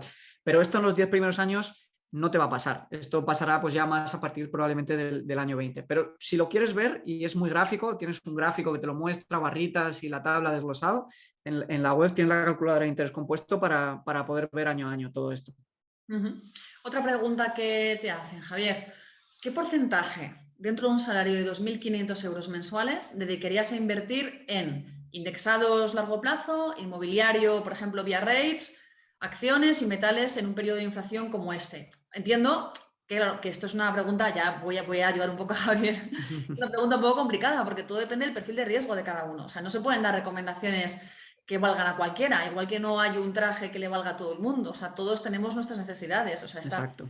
depende del perfil de riesgo y depende del plazo temporal. Pero bueno, más o menos, no sé si quieres comentar algo, Javier, en cuanto a asset allocation, Sí, en a cuanto a... mí personalmente invertir en metales preciosos no me gusta. Yo no tengo en la cartera y pienso que no tienen mucho sentido para patrimonios inferiores a 1 millón de euros porque ya puedas querer asegurar dinero simplemente, tener esta parte en oro, ¿no? Tal. A mí personalmente no me gustan demasiado. Sí que es cierto que puede restar volatilidad a la cartera. Si lo haces por esto, entonces sí que te lo puedo recomendar, ¿no? Pero es lo que te dice Clarisa, ahí hay muy bien que ver cuál es el objetivo de tu cartera y para esto hace falta analizarlo en profundidad. Inmuebles, personalmente no tendría más del 30% de mi inversión. y el 70% restante lo tendría en fondos indexados a largo plazo. Y es lo que te digo, no me preocuparía tanto por el periodo inflacionista de los próximos 5 años, porque pienso que como mínimo cuando uno invierte y crea su plan de inversión, pues debe tener en vista un horizonte temporal de 15, 10, 20 años. Y estoy seguro que en los próximos 15 o 20 años quizá la principal preocupación ya no será tanto la inflación y serán otras que puedan ir surgiendo. Entonces, teniendo bien estructurado tu patrimonio, tu portafolio de inversión, estarás pudiendo capear cualquier temporal que se te presente. Ujú. Otra pregunta que te hacen, Javier. En el caso de disponer de un capital elevado, por ejemplo 100.000 euros, para invertir en un fondo indexado, bueno, ahora continúo. ¿Qué forma crees que sería mejor? ¿Invertirlo de una sola vez para ganar tiempo? Cuanto antes mejor. ¿O hacerlo de forma periódica? Por ejemplo, semanalmente o mensualmente o lo que sea. Esta pausa que he hecho, disculpadme, ves las emociones cómo influyen. Lo digo porque ha dicho invertir en un solo fondo. A mí personalmente, no sé cómo lo ves tú, Javier, pero invertir 100.000 euros en un solo fondo a mí me parece un poco arriesgado, la verdad. Aunque sea un fondo global indexado al MSCI o lo que sea, yo desde luego, aunque mi horizonte fuese a largo plazo, yo intentaría diversificar un poco más. Pero bueno, en todo caso, si esta persona quiere invertirlo en un fondo, Sí. ¿tú eres más proclive a el mejor momento para invertir es ayer o mejor aportaciones periódicas siendo una cantidad tan importante para ir quitando ese efecto market timing? A ver, aquí hay dos cosas. Lo primero, ninguna respuesta es igual para todo el mundo y entonces esto lo más importante es el perfil de inversor que tenga una persona. Y para responder a la pregunta, digamos, lo que dicen los datos, los estudios de Vanguard afirman que en un 70% de las ocasiones, haciendo simulaciones en los últimos 100 años, es mejor invertir de golpe que hacerlo poco a poco. ¿Por qué? Pues porque al final el mercado tiende a ser alcista a largo plazo y entonces en las simulaciones, excepto justo cuando has tenido la mala pata de invertir justo antes de la gran crisis, pues el 70% de las veces ha demostrado que es mejor invertir de golpe porque empieza antes el interés compuesto y te aprovechas de un hipotético periodo alcista. Solo en un 30% hubiera sido mejor hacerlo poco a poco. ¿Qué pasa? Que si es la primera vez que inviertes y justo inviertes tus 100.000 euros que te ha costado tanto trabajo ahorrarlos y resulta que este año finalmente la caída es del 20% y te empiezas a poner nervioso y vendes porque realmente no tolerabas también la volatilidad como tú te pensabas, pues es peor que hacerlo poco a poco, aunque luego te pille una época alcista y te pierdas un porcentaje de revalorización por haber entrado después en la época alcista. Entonces, mi opinión es que seas muy honesto contigo mismo y es muy difícil serlo porque tú puedes ser honesto, pero hasta que no ves realmente cómo te afecta en el momento real la subida o la bajada de los mercados, pues no lo vas a saber. Entonces, quizá teniendo en cuenta que la gente tiende a ser optimista en cuanto a su reacción de las malas noticias, es decir, se piensa que les va a tolerar mejor la volatilidad de lo que luego la tolera, quizás recomendaría que lo hagas poco a poco, que te crees un plan de inversión de 1 año, 2 o 3 para soltar tu capital y lo vayas haciendo mes a mes y una vez, digamos, y hagas estos 3 años, pues los 100.000 que tienes e incluso luego te plantees qué vas a hacer después con el dinero que vayas ahorrando mes a mes, porque el tema de la liquidez es lo que te comento, yo no tendría más liquidez de como muchísimo 2 años de costes de vida en fondo de emergencia. Entonces, que te plantees luego cómo vas a seguir esos después de soltar, de meter en el mercado con la estrategia de DCA, que es Dollar Cost Averaging, tus 100.000 euros. Otra pregunta que plantean los asistentes, Javier, es ¿qué porcentaje de tus ingresos recomiendas utilizar para cubrir gastos básicos como el alquiler o el resto de gastos no relacionados con la casa, como la alimentación y demás? Vale, esto cada persona tiene su receta, no hay nada que sea mejor, o sea, no hay una que sea mejor que la otra. Lo que yo sí siempre digo es que intentéis al menos ahorrar del 10 al 20%, pero yo hace ya tiempo leí una regla que me gustó, que luego tiene sus matices, porque depende de dónde vivas, pues te puedes pagar más una parte de los gastos que otra. Por eso digo que lo importante al final es la tasa de ahorro final, que es lo que va a hacer que puedas ahorrar y que puedas invertir.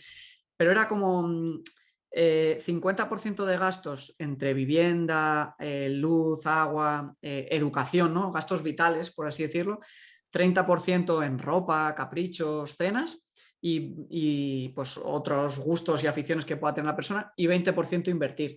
Pero como te digo, a lo mejor hay gente que tiene la suerte de no tener gastos de transporte, que tiene la vivienda pagada y por tanto no tiene tanto gasto en este 50% y le hace muy feliz gastarse dinero en bicis nuevas porque le da la auténtica salud y se le dispara la parte, digamos, de caprichos, pero no tiene parte de gastos vitales. Entonces, no me preocuparía tanto por esto, sino por, oye, intentar invertir la cantidad que te hayas puesto como objetivo tras pensar un poco en cuánto es lo que te gustaría llegar a acumular en patrimonios y cuánto puedes, jugando un poco con la calculadora de interés compuesto.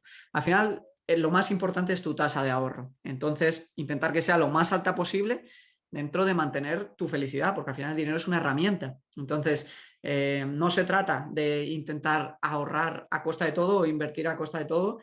Se trata de poner el dinero a trabajar para nuestra tranquilidad y nuestra felicidad. Entonces, lo más importante es esta tasa de ahorro. Vale. Veo entre las preguntas de los asistentes, Javier, que hay muchas relacionadas con este concepto del interés compuesto, que está claro que suscita muchas dudas y no todo el mundo acaba de entenderlo bien o le surgen pues, muchas preguntas, ¿no? Por ejemplo, hay muchos que preguntan si los fondos de gestión activa, por ejemplo, no solamente los indexados o los ETFs, si aplican el interés compuesto. Otros preguntan con qué frecuencia se calcula el interés compuesto en los fondos y en los ETFs, es decir, cada cuánto se calculan revalorizaciones. O sea, creo que merece la pena, aunque ya lo hemos mencionado durante la presentación, yo creo que merece la pena que volvamos a explicar muy brevemente, ya no qué es el interés compuesto, sino que el interés compuesto es una forma, es una filosofía, es una forma de hablar de que cualquier cosa en la que inviertas, cuanto más a largo plazo lo hagas, mejor, porque más rápido crecerá. No es una cuestión de que haya productos que te ofrezcan interés compuesto y productos que no te lo ofrezcan, sino que todos los productos, o la inmensa mayoría de las inversiones, crecen más rápido cuanto más tiempo les des para crecer, pero no es que haya fondos que te den interés compuesto y fondos que no es que los fondos indexados sí, los fondos de gestión activa no. Otro preguntaba, ¿y en los mercados laterales? Bueno, pues claro, en los mercados laterales no hay crecimiento, con lo cual no puede haber interés compuesto, ¿no? O sea, cuando hay interés compuesto, ojo, porque esta palabra de interés suscita, interpretaciones. De capitalización compuesta o algo así. Porque... Claro, al final, para que se entienda, el interés compuesto es simplemente una manera de medir la rentabilidad de algo, ¿de acuerdo? De algo en lo que invertimos. Y hay dos maneras de traducirla. Una es la rentabilidad sobre el dinero que hemos aportado. Por ejemplo, imaginaos que el ejemplo anterior que puse antes, que tengo aquí, una tabla, es si tú inviertes 100 euros al 10% de interés anual, en 10 años serían 235. Entonces tú puedes decir, oye, mis 100 euros se han convertido en 235 por lo que he multiplicado mi inversión por 2,35 o he tenido un 10% de interés anual. Entonces, es una manera de demostrar la rentabilidad que has tenido. Todas las inversiones se rentabilizan para bien o para mal. El interés compuesto lo que hace es darte este marco, es como una unidad métrica, pero para calcular la rentabilidad. Entonces, los ETFs, las acciones, los fondos de inversión activa, los fondos de inversión pasiva, los inmuebles, todo tiene interés compuesto. ¿Cómo se ve el interés compuesto que tiene? Pues si tú compras una participación de un fondo de gestión activa que vale 10.000 euros y al año que viene vale 10.100, 11.000, perdón, la rentabilidad habría sido de este 10%. Si al año siguiente fuese otro 10% sobre todo lo que ya tienes, sobre tu participación, entonces es compuesto. Si en cambio el 10% es sobre el dinero inicial, no es interés compuesto, es interés simple. Pero cuando lo calculamos sobre cosas que compramos, siempre es interés compuesto, ya sean las acciones, los ETFs, los pisos. Tú compras un piso y vale 200.000 euros y se te va revalorizando año a año. Entonces tú puedes, si al cabo de 10 años vale 400.000 euros en vez de 200.000, se te ha multiplicado por 2. Es una manera de medirlo. Otra manera de medirlo es calcular cuál ha sido el interés anualizado de manera compuesta, que sería pues cerca de este 10%. Entonces, no os obsesionáis mucho con el tema del interés compuesto y pensad más en términos de revalorización, que es al final lo que indica el interés compuesto. Y entonces, el interés compuesto te sirve simplemente para comparar entre una inversión y otra. ¿Cuándo aplica el interés compuesto? No es que aplique un día, no es que aplique un mes. Puede que un año entero el fondo indexado esté plano, esté en un mercado bajista y el último mes de repente se dispare. Y entonces su interés compuesto ese año va a ser de X, mientras que el año entero ha estado más o menos plano. No se aplica a un día concreto. Es más fácil verlo con los inmuebles, porque todo el mundo lo tiene más cerca. ¿Cuándo se revaloriza el inmueble? Depende del mercado. ¿Cómo lo puedo comprobar? Pues bueno, hay índices, hay rankings, está Idealista, ¿no? Tal, pero con las acciones pasa lo mismo. Más o menos cada día, tanto de los fondos como de las acciones, se va actualizando su valor. Entonces tú cada día puedes ir viendo cómo evoluciona. El interés compuesto al final lo que te mide, lo que te marca, es la media en ese año de lo que se ha rentabilizado. Y lo que indica la palabra compuesto es que quiere decir que el interés no aplica sobre lo que tú invertiste inicialmente, sino que se va calculando sobre el valor actual de esa inversión. Y entonces, como siempre tiende a subir, pues cada vez, aunque sea un 10%, es más del inicial. Porque si tú compraste una acción que valía 100 y ahora vale 200, el 10% de esos 200 son 20. Y eso es lo que quiere decir, que estás calculando el interés sobre la revalorización del activo año tras año. Bueno, pues yo creo que es un poco que vamos a tener que seguir hablando y matizando, pero bueno, más o menos yo creo que con esa explicación tan buena que nos ha dado Javier nos vamos haciendo una idea. Cambiamos un poco de tercio. Otro asistente nos pregunta, bueno, dice que claro, que esta suposición de que la bolsa sube a largo plazo, que está basada en que Estados Unidos es la primera y única la primera potencia mundial, pero que eso está cambiando a favor de China. Y que si eso no genera una situación única, que a lo mejor puede cambiar el concepto, ¿no? De que la renta variable crece siempre en el largo plazo y demás. O sea, ¿tú crees que la irrupción de China como nueva potencia hegemónica puede cambiar esta concepción de que la renta variable es el activo más atractivo en el largo plazo? No creo, porque al final lo que la renta variable es un instrumento para que las empresas se financien, se vendan su propiedad y se pueda comerciar a nivel mundial. Entonces, si las empresas chinas son las más potentes, lo que pasará es que las empresas chinas en la capitalización mundial representarán un porcentaje más grande que las del resto de países. Pero lo más normal es que el valor total, el agregado total de todos los países vaya subiendo siglo a siglo. Entonces, si esto pasa, puede ser que las empresas estadounidenses crezcan a menor ritmo que las empresas chinas y las empresas chinas acaben teniendo más peso. Por eso es importantísimo, como siempre decimos, diversificar entre regiones geográficas, porque el SP500 haya sido el índice de los 10 últimos años que más rentabilidad ha dado, no quiere decir que haya que tener todos los huevos en él. Hay que intentar diversificar entre zonas geográficas. Para eso, pues crear en tu cartera con el MSCI de países desarrollados, con el países emergentes y tener así exposición. Y tu propio fondo indexado irá creciendo más si esto pasa, si China poco a poco se va convirtiendo en la primera potencia mundial. Ahora bien, es importante destacar, y esto hay mucho debate sobre ello a raíz del libro de Ray Dalio, del cambio de orden mundial, que es súper interesante y tiene un vídeo en YouTube de 1 hora súper bueno en su canal que lo explica, que aunque China ahora suponga mucho peso en la economía mundial, sus empresas solamente suponen de un 4 a un 8%, mientras que las empresas estadounidenses suponen un 65%. Entonces, no va a ser inmediato, no va a ser de un año para otro, no hay que asustarse, no hay que poner todos los huevos en la cesta de China, simplemente hay que seguir con una estrategia de, oye, invertir según el peso que tiene cada región, que eso te lo dan ya los propios fondos indexados, y ya está, y dejarlo crecer. Y sí, o sea, esta transición o será con el comercio y con la globalización y con el crecimiento de la economía mundial, o no será porque pegarán 4 bombazos y no nos tendremos ni que preocupar del valor de nuestras inversiones.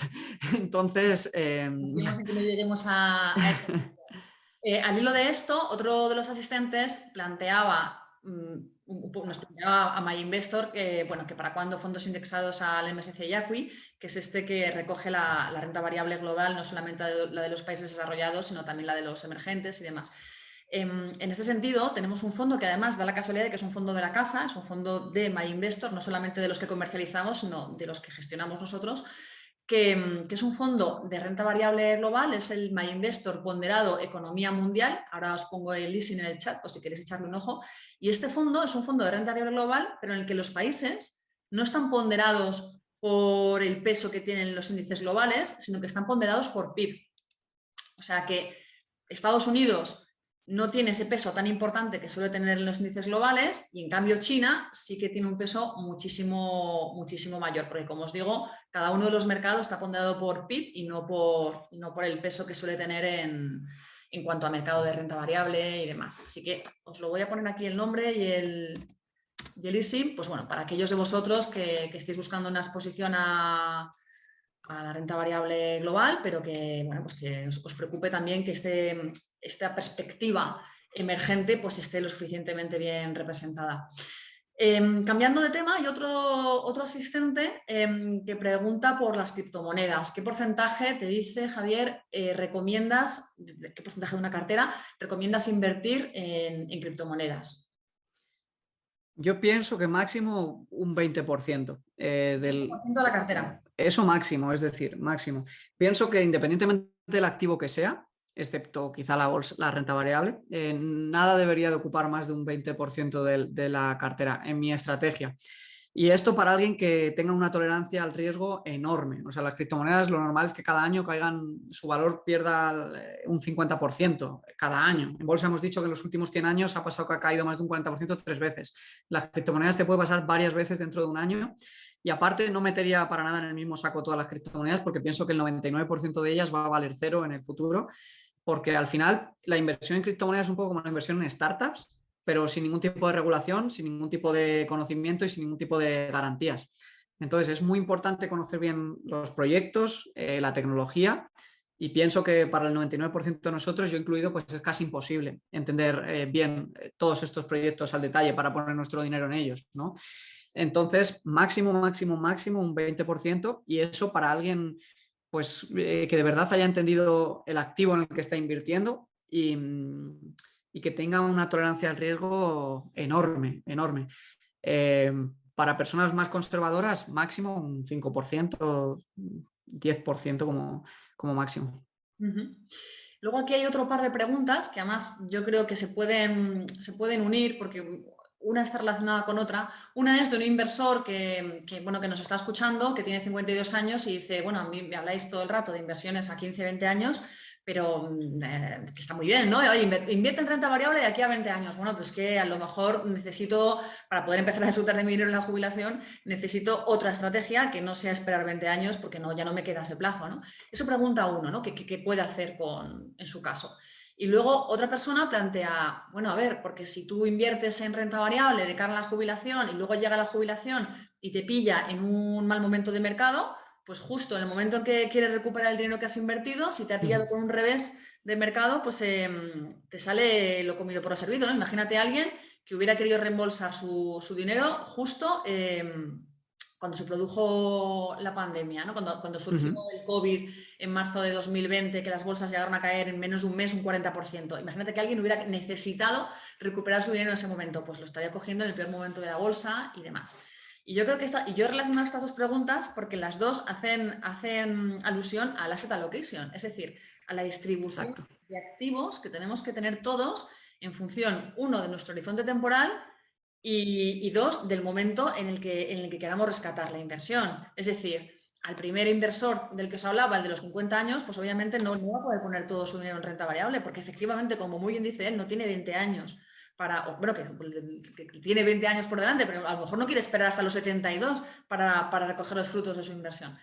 Y ya tiene que plantearse otras estrategias, incorporar otros activos a la cartera con otros descorrelacionados con la renta variable, con otros niveles de riesgo, renta fija, que yo sé que la renta fija no gusta, pero la renta fija no es solo como le está yendo ahora mismo. La renta fija, hay muchos estudios históricos que demuestran que es el mejor diversificador que hay de la renta variable. Y tienes los inmuebles, tienes pues el oro, tienes incluso las criptomonedas, etcétera. O sea, se puede diversificar de muchas maneras. Y en cuanto a la persona que preguntaba, bueno, y si me pilla justo el momento de rescate, bueno, pues es que cuando tú inviertes de cara al largo plazo, luego, cuando te vas aproximando al momento del rescate, tienes que ir cambiando tu estrategia. De hecho, hay un tipo de fondos, que son los fondos de ciclo de vida, se llama así la categoría, que lo que hacen es eso, se marca un horizonte en plan 2030 y a medida que se va aproximando al año 2030 van cambiando ese asset allocation y ya casi cuando están en 2029 ya están casi en liquidez, porque precisamente cuanto más te aproximas a tu objetivo, menos riesgo tienes que asumir, porque ya ya no tienes el tiempo por delante para que juegue a tu favor. No sé si quieres añadir alguna cosa a este respecto, Javier. Lo has descrito perfectamente. Al final, esto forma parte de la planificación financiera y entonces no es solo elegir el inicio de tu cartera, sino el final también. Hay personas que con 65 años quizá tengan otra serie de rentas que no necesiten vender su patrimonio y simplemente lo quieren dejar funcionando con un mayor porcentaje de renta variable porque no necesiten esto como renta vitalicia, ¿no? Pero en cambio, si evidentemente lo necesitas, sería muy, muy imprudente no ir haciendo rebalanceos para ir poniéndote en porcentaje de renta fija. Había una regla que leí hace ya tiempo que era muy buena, que decía que para entender bien el porcentaje de renta fija que debías de tener en tu cartera, si querías, digamos, empezar a vender parte de tus inversiones o a aplicar este 4%, podías usar la regla del 120, que decía que era 120 menos tu edad, era la parte que tenías que tener máximo en renta variable. Por ejemplo, 120 menos 60 años, pues un máximo de 60% en renta variable. Para los que sean más conservadores, le podían subir a 140. 120 menos 60 sería, bajar a 100. Y entonces sería un 40% de renta variable y un 60% de renta fija. Esto al final pues ya es ir un pasito más allá y es entrar evidentemente a ver, es como cuando hablábamos de la distribución de activos, no es que haya unos activos que sean mejores que otros, cada uno cumple su funcionalidad, entonces sí que luego ya dentro de los objetivos de uno y de las particularidades pues tiene que ver no solo cómo invierte, sino cómo desinvierte en el momento en el que quiere empezar a disfrutar de su patrimonio y cómo migrar a otros activos que a lo mejor sí que tengan ya flujos de caja y que le generen estos ingresos por su patrimonio. Pero sin duda es importantísimo, si uno quiere empezar a vender parte de sus inversiones, quizá no estar al 100% solamente en renta variable. Si no recuerdo mal, el estudio de la regla del 4% era con las carteras 60-40, 60 en renta variable, 40 en renta fija, que era que con la volatilidad que había tenido esta distribución de activos, entonces podías vender el 4% de tu cartera y no se te acabaría nunca, incluso con las grandes caídas del mercado, porque en esta cartera ya no tenías tanta volatilidad. Entonces, esto es importante. Y respecto a la primera pregunta, a mí, cuando me hacen esta pregunta en el canal de YouTube, os prometo que me encantaría poder daros una estrategia de inversión a 5 años que duplicase o triplicase el dinero, pero no la hay, no la hay. Se llama tasa de ahorro y trabajar y ganar más dinero, y lo injusto que es que no se haya enseñado esto hace tiempo, y ya no que no se hubiera enseñado porque no hubiera sido posible hacerlo, porque ahora es muy fácil como investor invertir en fondos indexados, pero hace 30 años pues nuestros padres no podían invertir en indexados ni en productos de calidad prácticamente, a no ser que tuviesen grandes patrimonios. Entonces, es una pena, de verdad. Me gustaría darte un consejo para aumentar la rentabilidad en el corto plazo, pero mi único consejo es que intentes huir del que te quiera vender este consejo, porque lamentablemente no lo hay. No. Invertir es poco a poco rentabilizar el dinero que has ganado trabajando, y obtener ingresos es trabajar, es distinto. Entonces, es complicado, pero no hay consejo para esto. Otra persona plantea que, bueno, rentabilidades pasadas no aseguran rentabilidades futuras. Esto yo creo que está en todos los disclaimers de todos los productos financieros que se contratan. Los divulgadores no nos cansamos de decirlo. Y entonces el asistente pregunta, bueno, ¿y entonces por qué el histórico me va a ayudar si las rentabilidades pasadas no aseguran rentabilidades futuras?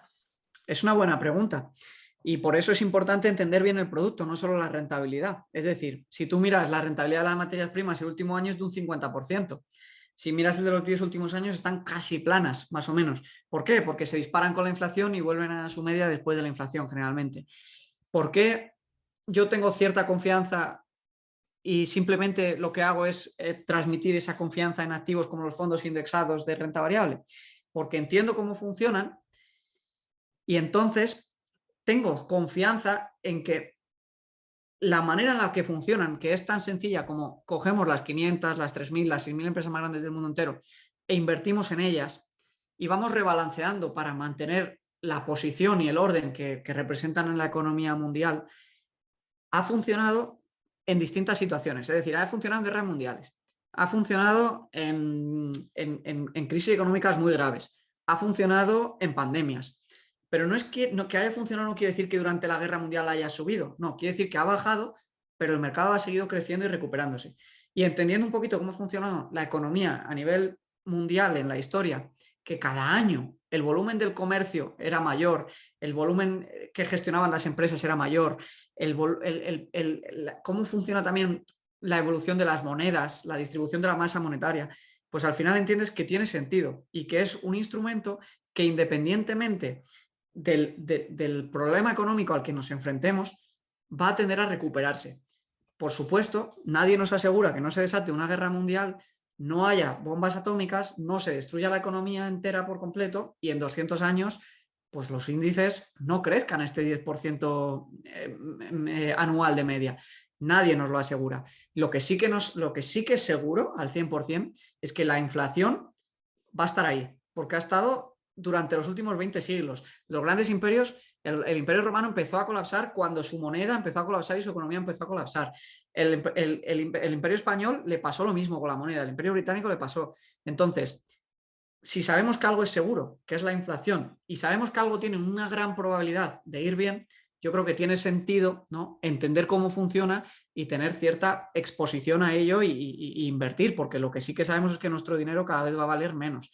Y en cambio sí que sabemos que invirtiendo en las empresas más grandes del mundo y con estos índices que le van rebalanceando nuestra estrategia de inversión, históricamente habríamos obtenido beneficios en la inmensa mayoría de los periodos. Ahora bien, si lo que buscas es que alguien te diga, mete el dinero aquí, que pase lo que pase, en 10 años, en 20 o en 30 vas a tener X, eso no te lo va a ofrecer ningún producto de inversión y si no puedes asumir esa volatilidad y esa incertidumbre, sí que es mejor que no inviertas, desde luego. Bueno, y luego hay algunas preguntas que están relacionadas con el mundo RoboAdvisor, incluso dirigidas directamente a MyInvestor. Por ejemplo, hay uno que nos reprocha que no le dejemos invertir en la cartera de RoboAdvisor más arriesgada. Cuando luego es verdad que decimos que de cara a largo plazo pues es bueno incrementar el nivel de riesgo, etcétera, ¿no? Vamos a ver, el test de idoneidad que os proponemos hacer antes de invertir en una cartera es un imperativo legal. Y es un imperativo legal que tiene sentido, porque al final lo que busca es proteger al inversor para que el inversor escoja la cartera que realmente se ajusta mejor a sus necesidades. A nosotros personalmente nos daría igual que invirtierais en una cartera o en otra cartera, pero creemos, y así lo cree también el regulador cuando impone ese imperativo legal, que lo mejor es que la cartera que escojas sea la que mejor te encaje. Ojo, nosotros nos podemos pensar que la que mejor nos encaja es una y es otra. No siempre nos conocemos a nosotros tan bien como creemos. Y sobre todo hay una serie de factores que nosotros a lo mejor se nos escapan y que son importantes. Por ejemplo, el horizonte temporal, pues también es importante, o nuestra capacidad para reaccionar cuando se producen caídas fuertes del mercado, o nuestras necesidades de liquidez. En fin, hay una serie de variables que los test sí que incorporan y si al final el test pues, te deja invertir, por poner como ejemplo las carteras que tenemos en MyInvestor, te deja invertir en la cartera Rock, pero no te deja invertir en la Heavy Metal, que es 100% renta variable, es porque alguna de las preguntas que ha respondido en el test indican que tu nivel de riesgo es alto, pero no es el máximo. Y entonces, pensando en tu bien, el test te dice, no, la cartera más adecuada para ti es esta. Entonces yo verdaderamente, esto es una cosa que nos ha pasado otras veces, gente que dice, no, yo quiero invertir en una cartera de riesgo superior a la que me ha salido en el test. Es que el test precisamente está para proteger vuestros intereses y por eso es un imperativo legal, porque al final de lo que se trata es de que invirtamos en el producto que mejor nos encaje, incluso aunque nosotros mismos no seamos conscientes de cuál es el que mejor se nos adapta. Otra pregunta que hacen es si se puede pasar de una cartera a otra, pues en ese sentido tú puedes transformar tu cartera, si te ha salido por ejemplo en el test de idoneidad la cartera Rock, que es la segunda más arriesgada, pues puedes transformarla en cualquier otra cartera de rasgo, o sea, con un rango de riesgo inferior, nunca con un rango de riesgo superior, por lo que comentábamos antes. Y luego también en MyInvestor también permitimos tener varias carteras a la vez, porque al final en esta vida hablamos de una meta financiera, pero se pueden tener varias. Y cada meta financiera implicaría un asset allocation y un nivel de riesgo distinto. O sea, no es lo mismo si invierto para pagar un máster dentro de 2 años que si invierto de cara a la jubilación dentro de 30. Entonces, ahí seguiríamos estrategias distintas con niveles de riesgo distintos. Entonces, pues igual, por eso hemos pensado que os puede ser útil poder invertir en varias carteras a la vez con diferentes niveles de riesgo. Pero volvemos a lo mismo, el máximo nivel de riesgo que podréis asumir es el que os haya salido en el test de idoneidad. Y ahora ya, por supuesto, cambiar de una cartera a otra o transformar una cartera en otra no supone ningún tipo de comisiones y tampoco habría que pagar impuestos porque se podría traspasar los fondos directamente vía traspaso sin tener que tributar y demás, o sea, no habría mayor problema. Estamos ya a las 7:30 de la tarde, no quiero que se nos alargue el webinar más de la cuenta, así que si te parece, Javier, pasamos a las dos últimas preguntas que, echando un ojo, son un poco las que más se repiten. Una es, ¿qué recomiendas? ¿Ser un robo-advisor o crear tu propia cartera de fondos indexados? Responde con plena libertad, porque además ya sabes que en MyInvestor tenemos nuestro robo-advisor, tenemos una plataforma con fondos indexados, fondos de gestión activa, ofrecemos todo tipo de servicios de inversión, con lo cual, oye, no te sientas obligado. Y la segunda pregunta es, ¿qué 2 libros recomendarías para aprender en materia de inversión y de financiera? Qué bueno. Pues mira, a la primera pregunta, a ver, personalmente recomiendo a la gente que se ha formado y que entiende cómo hacerlo, que escoja los fondos por su cuenta porque se va a ahorrar un pelín de comisiones. Pero a todo aquel que no quiera tener que rebalancear sus fondos cada año, que lleva un minuto en la plataforma de MyInvestor, o que quiera que le echen una mano a seleccionar su perfil de riesgo, que es muy importante, entonces le recomiendo el RoboAdvisor, porque la diferencia de comisión es del 0,2, 0,25 si metes emergentes a creártelo por tu cuenta, al 0,40 y algo, 0,50 haciéndolo con el RoboAdvisor. Bueno, nosotros cobramos un 0,30, ¿no? Bueno, sí, 0,30 de MyInvestor más el de los fondos. Entonces, no, o sea, merece la pena hacerlo con RoboAdvisor si quieres que te eche una mano a elegir tu perfil de riesgo y te quieres olvidar del rebalanceo. No va a depender tu rentabilidad final demasiado de esta diferencia de comisión, entonces te puedes olvidar haciéndolo con ellos y ya está. La segunda pregunta del tema de los libros, uno muy sencillo para la gente que está empezando y que va muy orientado a esto de la libertad financiera, la tranquilidad financiera, y que luego al final del libro está muy bien porque entrevista a grandes gestores de fondos de inversión de muchísimo éxito, es el de Money Master the Game de Tony Robbins, que te va a dar las claves que necesitas para lanzarte a invertir y además te cuenta esta perspectiva de gente que gestiona fondos de billones con B. Entonces está muy bien. Y luego un segundo libro, si quiere meterse más en el tema, es que es muy buena la pregunta, quizá si quiere entender bien más la mentalidad financiera del riesgo de los activos, de tal, les recomendaría Thinking Fast, Thinking Slow, no me acuerdo ahora mismo el autor. Y si quiere algo más básico de libertad financiera, de activos, de pasivos, pues con el típico que han empezado yo creo todos los adolescentes y con el que empecé yo, que era el de Padre Rico, Padre Pobre. Si quiere algo un poquito más avanzado, el de Thinking Fast, Thinking Slow. Y con esto te da las bases de cómo funciona un poco el tema del riesgo, del interés, de la mentalidad, ¿no?, que mueve detrás todo el mundo financiero y está genial para iniciarse y para empezar. Muy bien. Me da pena porque se quedan unas cuantas preguntas por contestar, pero bueno, no quiero que se nos vaya demasiado ya de las manos el webinar, porque además, como sabéis, luego las grabaciones de los webinars las colgamos en el blog y en nuestro canal de YouTube. Y bueno, pues lo que sí que os puedo decir es que aparte de todos los vídeos y toda la formación que os puede proporcionar Javier, pues nosotros en MyInvestor tenemos un blog de educación financiera, os he puesto el link en el chat, se llama MyBlog y ahí vais a poder encontrar todo tipo de contenidos divulgativos en materia de educación financiera, post, vídeos, webinars, podcast, de todo, incluso un glosario y allí vais a poder encontrar entradas explicando muy bien este tema del interés compuesto, explicando otras preguntas, por ejemplo, que se nos han quedado en el tintero en materia de fiscalidad. Muchas de las preguntas que no hemos podido responder por falta de tiempo vais a encontrar contenido específico en este blog. Así que os animo a que entréis, a que le echéis un vistazo, a que os suscribáis si queréis a la newsletter, por supuesto es gratuito, para que os informemos de las últimas novedades que vamos incorporando. Y como os decía, en este blog colgaremos también mañana la grabación del webinar de hoy y el podcast con el audio de la grabación. Además, en el blog tenemos un consultorio de dudas financieras, o sea que si aún así, viendo todos los contenidos que hay, os quedan dudas, ya sabéis que podéis escribirnos a este consultorio que podréis encontrar en el blog, se llama Hello My Investor, el consultorio, y podéis escribir la dirección de correo que ahí viene, que es hellomyinvestor@myinvestor.es, y ya os aclaramos las dudas que os queden. Así que por mi parte no os quiero entretener más. Lo único, pues darte las gracias, Javi Linares, coach financiero e influencer, por estar esta tarde con nosotros y por ayudarnos tanto a aclarar dudas y a darnos algunas pistas, ¿no?, para alcanzar aquello de la libertad financiera.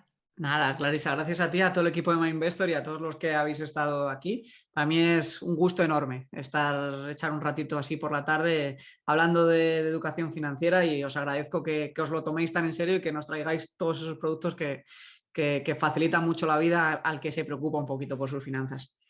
Muy bien, pues nada, muchas gracias a ti y muchas gracias también a todas las personas que han atendido al webinar.